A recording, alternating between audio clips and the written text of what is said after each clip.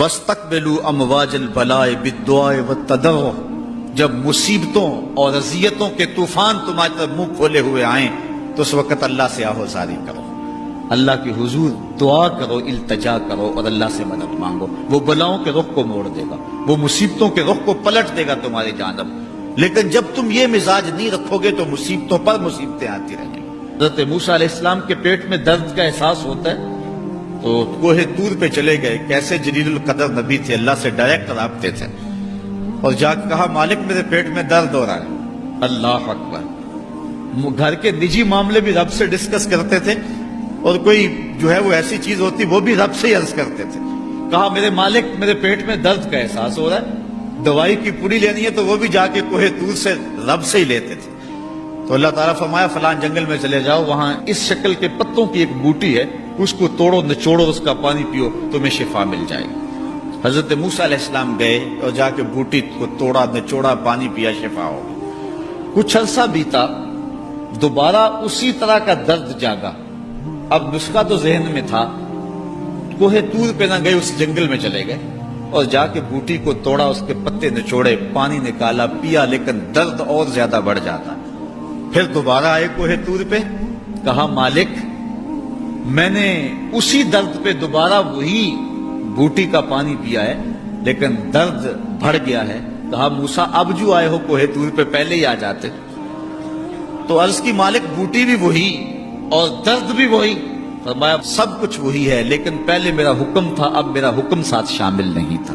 شفا بوٹے میں نہیں رکھی، شفا تو میرے حکم میں رکھی ہوئی ہے۔ اس لیے ڈاکٹر کے پاس جاؤ، حکیم کے پاس جاؤ، لیکن شفا اللہ سے مانگو کہ شفا ہمیں دینے والا وہ ہے۔ وہ ایک وسیلہ ہے، ایک ظاہری طریقہ ہے۔ حضور علیہ الصلوۃ والسلام اللہ اکبر کیا خوبصورت ارشاد فرما رہے، حسنوا اموالکم بالزکات، اپنے اموال کو زکات سے پاک کرو، وداووا مرضاکم بالصدقہ، اور اپنے مریضوں کا علاج صدقے سے کرو۔ حضور علیہ السلام نے ارشاد فرمایا کہ بندہ کہتا ہے میرا مال، اس کے مال تین ہیں۔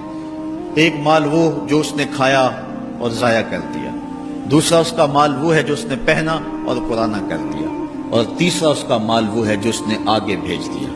فرمایا باقی اس کے وارثوں کا ہے، اس کا نہیں ہے۔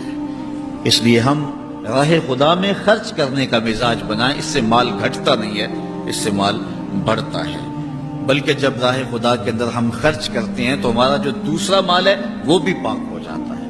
اللہ کے محبوب کا ایک فرمان سنیے جس کو حضرت حسن بصری رضی اللہ تعالیٰ عنہ بیان کرتے ہیں، حسنوا اموالکم بالزکات وداووا مرضاکم بالصدقہ واستقبلوا امواج البلاء بالدعاء والتضرع۔